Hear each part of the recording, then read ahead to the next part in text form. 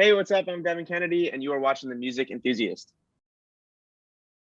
Hey guys, it's Gracie from the Music Enthusiast blog, and today I'm here with Devin Kennedy. Hi, how are you? Hello, I'm doing so good. How are you doing? I'm great, thank you. Thank you for doing this. It means a lot to the Yeah, whole blog. for sure. Of course. Thanks for having me. All right, let's get into the questions. What made you want to get into music? Um, I grew up in a really musical family, so my dad was always playing instruments around the house. He plays guitar and drums and bass, so we just had a lot of stuff around and a lot of music just playing in the house growing up. And my grandpa was a pianist as well, so like it was just kind of always around. And that kind of led to me like meeting my first collaborators and like the first people I really wrote with or produced music with. But it was really just like very creatively fulfilling household. Like when I wanted to become an artist or like started expressing that, there was nobody around that said like that it was unrealistic. Everyone was like, yeah, you could totally be a musical artist, you could start a band, you could do whatever you want. And I kind of just never stopped. Do you have a favorite musical memory that you can think of? Um, I want to say it's just my first show. Like I didn't really take it like I didn't think I wanted to become an artist until like middle school, high school. I was pretty scared to like sing in front of people or do like anything really. But I was always playing drums at home. That was my first instrument. So um, when like in middle school, one of the music teachers was like, "Hey, I heard you play drums. Like, we have a class that like puts together like bands, kind of, and you guys could play at the talent show. Like, we need a drummer. Do you have any interest in doing that?" I was like, "Yeah, I can fill in for the band or whatever." Like, I was in sixth grade. I'm like, that'd be fun, I guess. And I had like a drum solo. Like it was like a super random song with a drum solo, and I played it, and it was like the first song I ever played live and at the talent show. And I walked off stage and I just remember being like, that is what I want to do forever. And I played drums for a few years and then eventually started singing and kind of doing everything. But I yeah. mean, you made a lot of progress from just playing the drums. I definitely come a long way, that is for sure. Was it hard for you starting up in the music industry? Because I know that it is very competitive. Definitely. Yeah, I think I always had like from the beginning was in the mindset of I'm gonna have to do this on my own always. I don't know if I'm ever gonna have like the support of the so-called industry. So I think it's really important to kind of separate yourself and from that and establish yourself outside of that. So I'm still kind of in that mindset. Like I'm doing my own thing. I'm always going to be doing my own thing, and like more and more people seem to like gravitate towards that, which is awesome. And the industry comes, like the more I do my own thing, the more like I might, get like I got the manager that I wanted, and I got, the industry people came and we found each other, I guess. But it's definitely difficult and um not an easy industry by any means. A lot of rejection and a lot of just like having thick skin and just like having your own sense of what you're doing and just continuing kind of with like blindfolds on, just like I'm doing my own thing, and anybody who wants to support is welcome to support. I'm all about that. I mean, you've made a lot of progress. I've seen you on like Megan Trainor's story, MTV's story. How does that feel to be getting recognition? It's so crazy. Yeah, it's especially this year has been eye-opening for a lot of that kind of stuff, like some bucket list things for sure.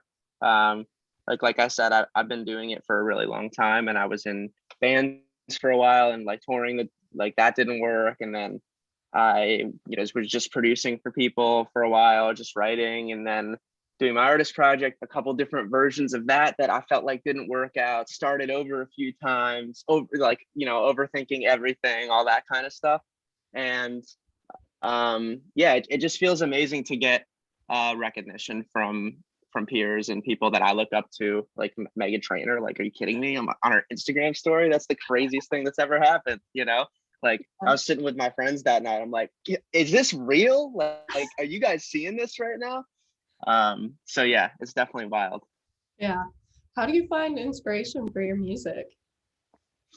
A lot of personal experience. I do a ton of writing, so I've got co-writers, and we're always kind of like forming stories together from our own experience. But what I end up releasing under my own project is always something that I can really like gravitate towards, or something that maybe I've listened to for months on end, and I know, okay, this is the right thing to say for me right now, or this is really how I'm feeling.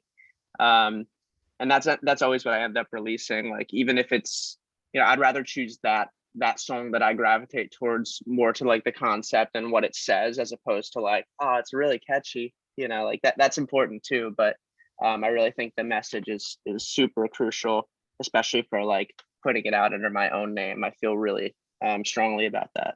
Yeah. Sundress is your first solo release of this year. How are you feeling about that? I'm feeling so good about it. It's been out for almost a month now, coming up on a month. And it's definitely, I would say, the strongest start I've had to any solo release. Last year, or last few years, have been great building years for me. I've had some songs that have done some really cool things, but this one feels definitely different, just with wider recognition and a lot of people reaching out and saying they enjoyed it.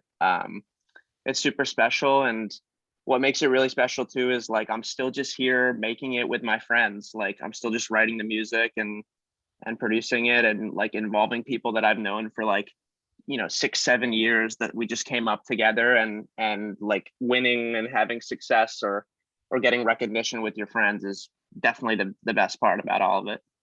How did you decide that it was going to be your first release of the year? Was there a process to that?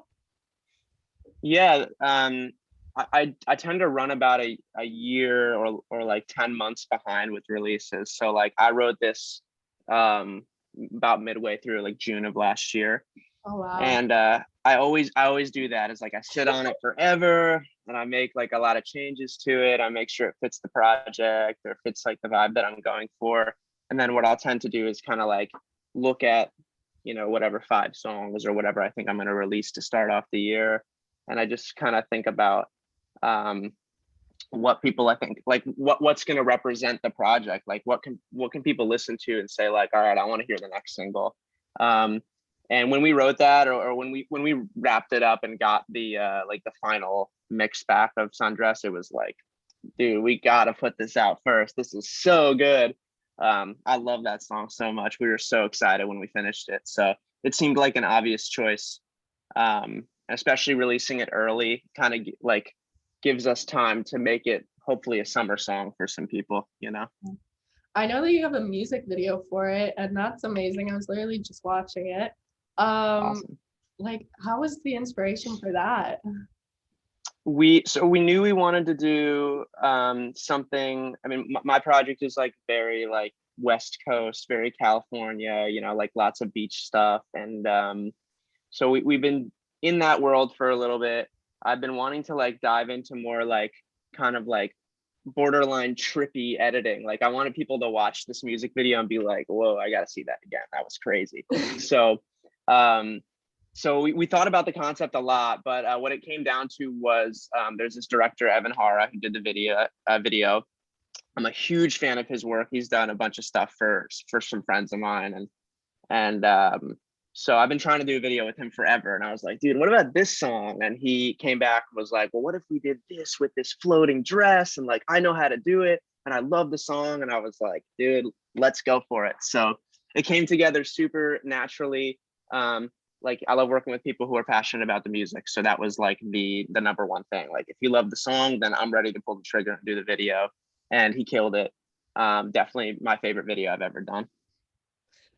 From your first song to releasing this song of 2021, have you seen a change in your music? Yes. It's ever evolving.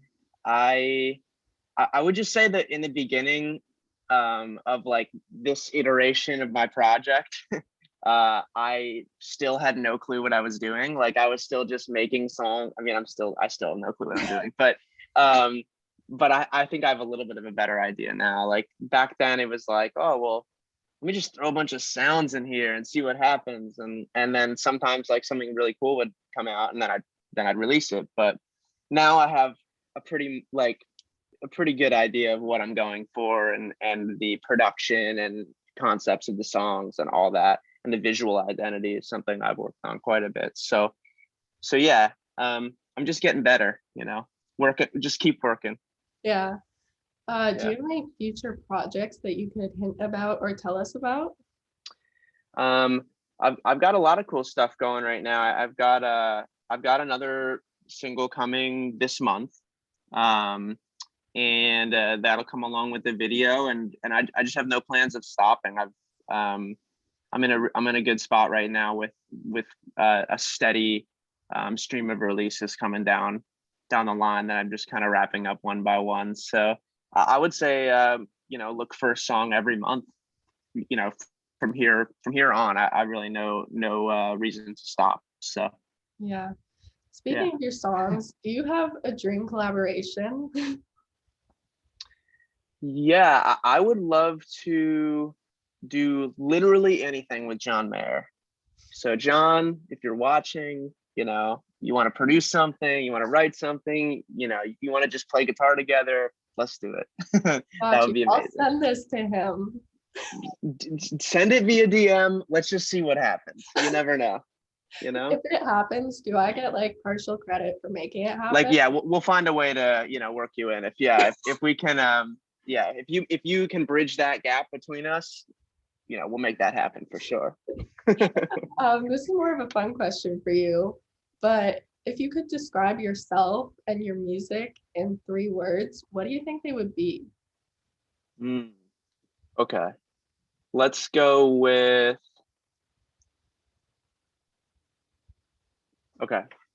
wavy. Okay. 1. 2. I know you really have to think about it. You really have to think about that. I don't want to get this wrong because I'm gonna be quoted on this. This is a big deal. Yeah, I'm gonna hold you to it. Yeah, like if I ever put out a song that doesn't match these words, I'm gonna. what are we gonna do? Yeah. Okay, wavy, unique, and memorable. Solid. Yeah, let's go. Do you have a favorite song at the moment? Do I have a favorite song that I'm listening to at the moment?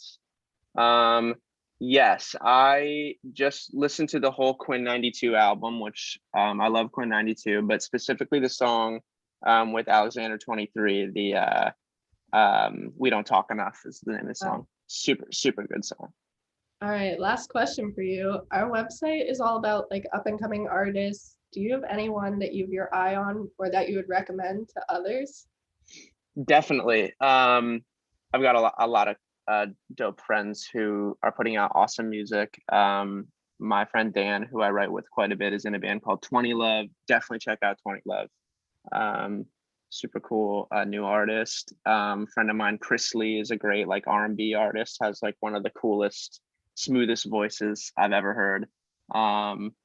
And a friend of mine, Evan, who I just did a song with, is a very cool artist as well. Super cool guy. Definitely check him out if you haven't heard of him. You did? Nice. Yeah. Evan is the man. I've never seen him in concert. I'm definitely looking forward to getting to one as soon as the world allows. That guy has an outrageous amount of energy. So I'm ready for the live show. Would you ever do a show with him? I would love that. Yeah, I would definitely love that. We'll see what happens. But we definitely plan on doing a lot more writing together, and staying creative, Well, thank you so much for doing this interview. It was so nice to meet you. Yeah, so great to meet you. Hopefully we can meet in person one day. I would love that.